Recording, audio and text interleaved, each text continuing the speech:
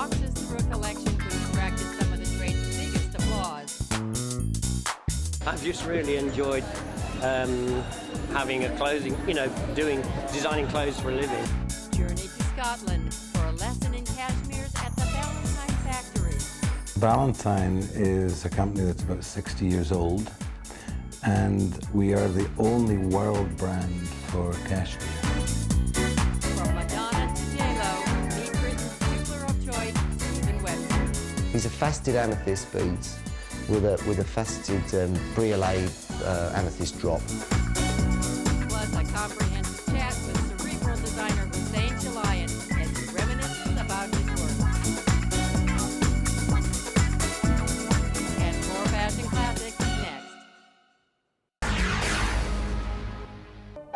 Although the weather in London keeps changing as much as a fashion editor's footwear, Paul Smith took a gamble setting up an open tent in the center of London.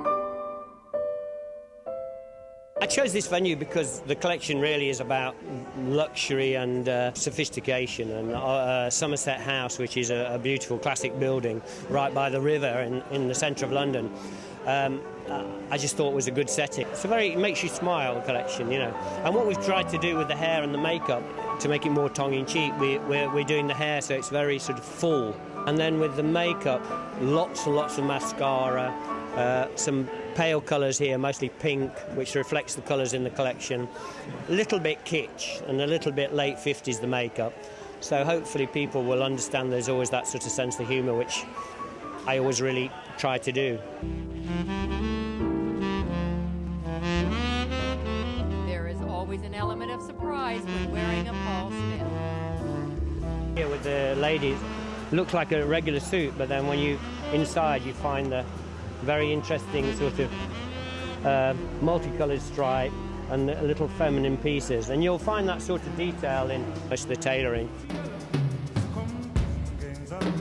My head started in Africa with this white hunter who's called Bunny Allen, who used to take people on safaris, and he was big friends of people like Ava Gardner and Clark Gable and Grace Kelly, and then I realised that I could actually zoom over to sort of America because Hollywood, and then I discovered the work of a photographer called Slim Aarons, who was a photographer who was working mostly in the 60s and taking pictures of the high life in Newport and the pool society, sitting by the pool, summer houses. It's very luxurious. Instead of Paul Smith, it's Pool Smith. The focal point of his spring 2001 collection was the prints. Printed fabrics have been really important again because it's the summer collection, and the big hydrangea prints, that's why you see hydrangeas by the runway and projected onto the screen. Big floral prints onto silk, onto jersey, silk jersey, leather that's been hand sprayed. Poolside slinky. All the girls are very slim and very slinky, especially with the silk jersey. It really sort of glides over the hips and the bust, and it was very important to get models that were confident. And luckily, some of the bigger girls, bigger models are in town, like Karen Elton and Jack Etton and Erin O'Connor. And I've just really enjoyed designing clothes for a living, and I've never really overanalyzed any form of marketing or branding or anything. I think what's happened is it's been a very natural progression for me.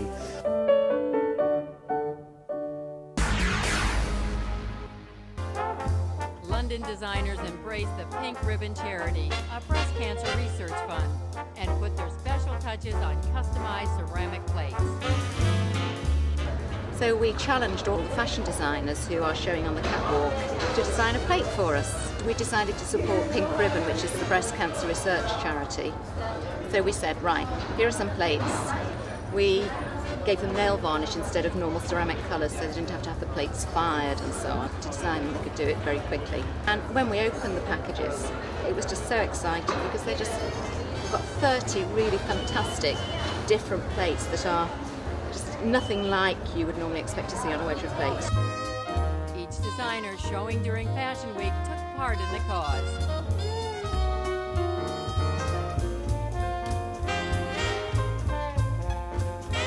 Well, right behind you there's a plate by Di Reese, which is very 1940s.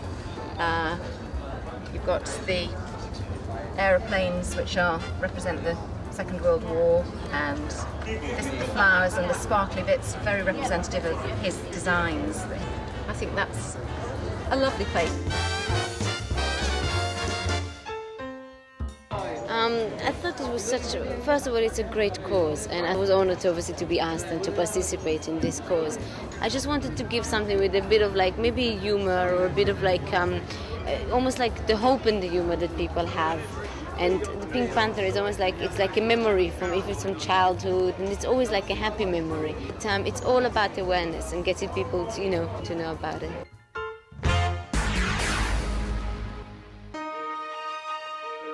Beyond the border into Scotland, the Ballantyne Cashmere Factory produces the most luxurious cashmere collections in the UK. Ballantyne is a company that's about 60 years old, and we are the only world brand for cashmere.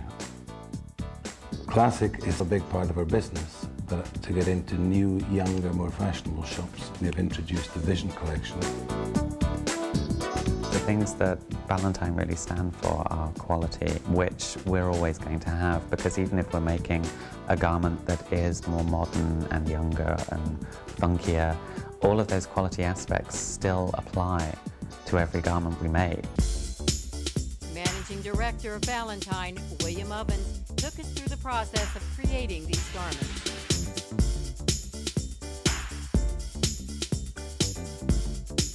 This is the yarn store. We keep all our qualities of yarn in here, which are cashmere. That's the main fibre we produce in.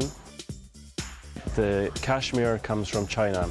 It comes from the underbelly of the cashmere goat. Many people don't realise that you actually need the down from 4 goats to make one sweater.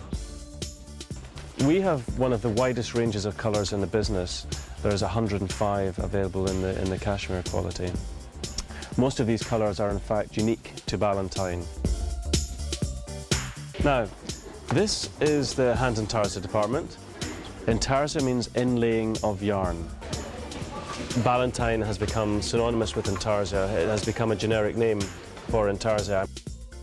This garment that we're looking at just now takes over a week to knit, the 4 panels.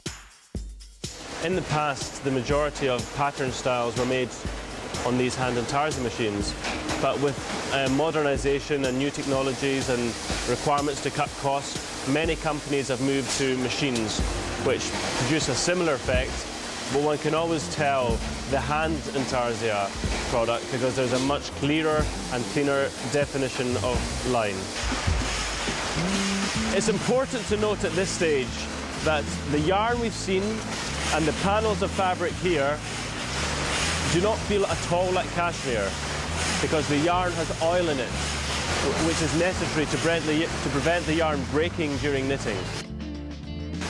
Ballantyne is renowned for knitting very tightly, and that means the garment is going to last far longer and actually improve through time.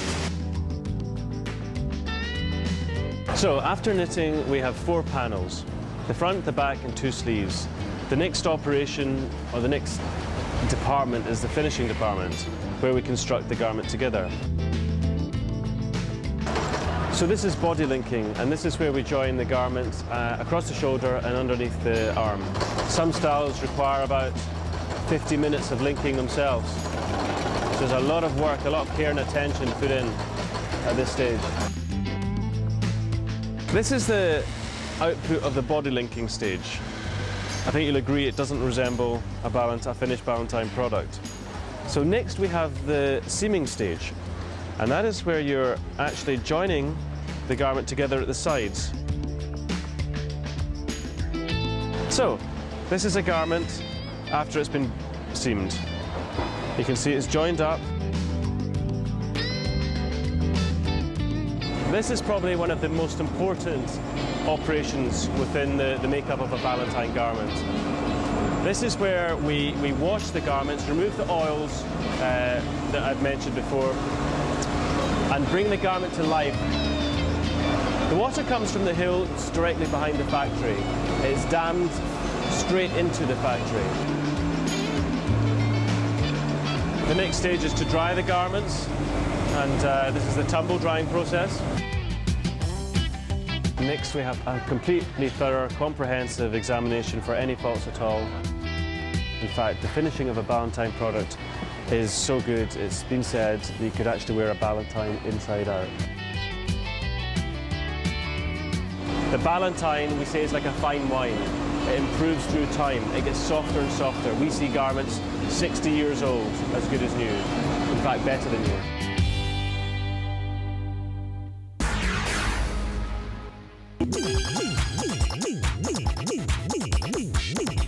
Youth is the brainchild of the design team behind the high street label Jigsaw. Using top stylists and multimedia pros, Chris and Ross Bailey created an Anything Goes collection for the youth set. Youth is a brand new company that were with Jigsaw, but they've decided to branch out into something a little stronger than the high street things that they've been doing. So we've kind of been brought in to maximise on that and try and make this a show that looks very, very European in terms like a show you probably would see in Milan or Paris.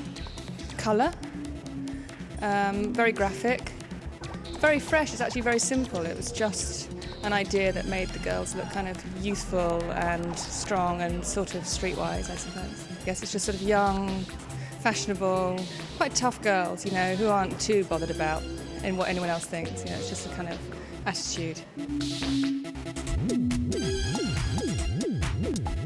Well, the inspiration is like, you know, possibly a bit of, I was there once, I did that, and I was there again, and I did that, and I've been, from various eras. I think what we're pretty good at is we give you a good choice, no matter what age you are, any build you are. Colour palette. Right, I've got. They're quite off tones actually, of subtle peaches and mint greens mixed with chocolate and sky blue leathers, showing quite a lot of beige cord. The silhouette is sleek in a way. It's quite sleek, and a lot of low waists and very strong shapes with the wide bell-bottom trousers. The fabrics, a lot of velour and mixed with leathers and some prints. It's about being the individual again, and being able to wear it with a bit of like attitude, And we're showing the men's and women's and men's thing here tonight, and you will see that. The girls are the glamour pussies, and the guys are the guys that want to get hold of the glamour pussies. It's no more than that really. We would like people to walk away and think, well, if there's interesting colours, interesting shapes, interesting ideas, interesting suggestions.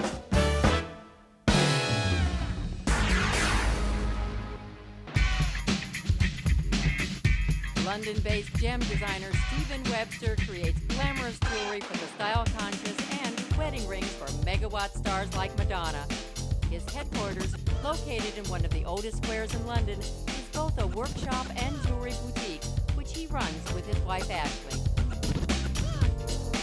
The building is 1760, so this square behind Manchester Square is one of the old squares of London, and at one time it would have been all residential and gorgeous houses. It was a hat shop before, and then before that was an antique shop, and I've had it for about 4 years. Everything we make, there's like 6 people usually in here working, and we make everything in here. So that's very limited production. We intend to expand it a bit, but at the moment, we do a pretty good job considering it's just 6 people. So like Tanya here at the moment is making, have you got the, okay, this is a kind of a rough sketch, but it's going to be some earrings, and they've got a pink enamel top. So this is the top. And this is 18 karat white gold, and it's been engraved. Mike's working on a brooch here that's a dragon. We did some brooches this year, like Year of the Dragon. We did this these sort of dragon brooches, and it's all carved here. And then that's just had the enamel put on it. We got that back this morning. This is a fish, like a fantasy fish, that's carved out of a piece of chalcedony. It's kind of mean, looks a bit like a bulldog fish. Get a lot of inspiration of designs from tattoos. This one here, right, this is kind of, you know, from those particular types of tattoos that are quite ethnic tattoos, not fashionable ones. A trademark technique of Webster's called Crystal Haze is a favorite. This is part of a collection called Crystal Haze, which is, they've all got one unifying sort of factor, and that's the crystal. So it's got a clear, faceted crystal over the top. It's made of 2 stones, and the colour's defined by the layer of material underneath.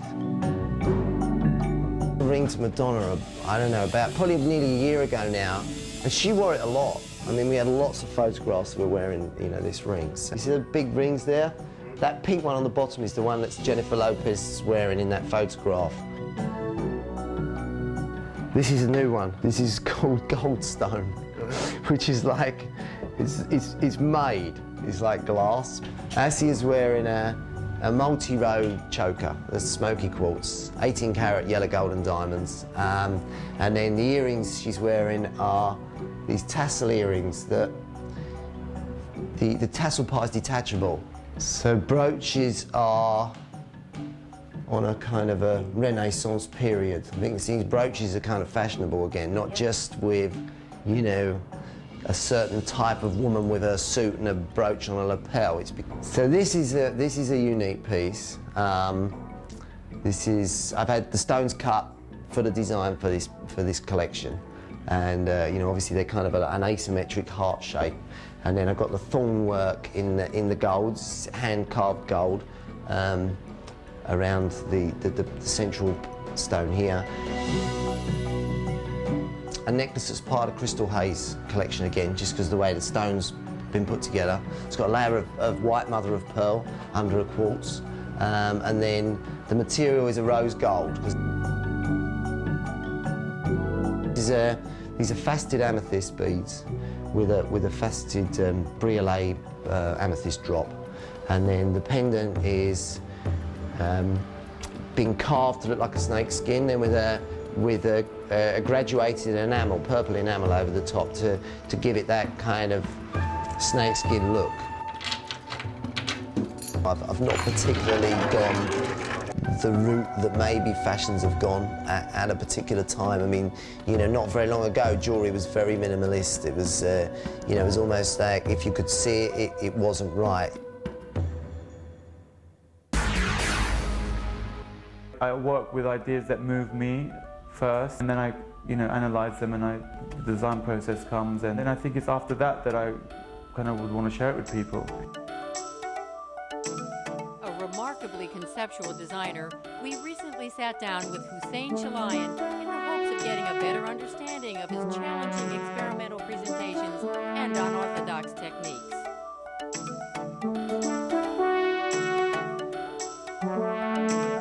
I think my work is generally really very much about contrast, sort of fluid and very structured things coexisting. A 1993 graduate of the Central St. Martin's School, Chalayan earned a reputation for his elaborate stage productions, much like his London-born colleague Alexander McQueen. From robots to refugees, Chalayan has made a point of taking his concepts to a higher level.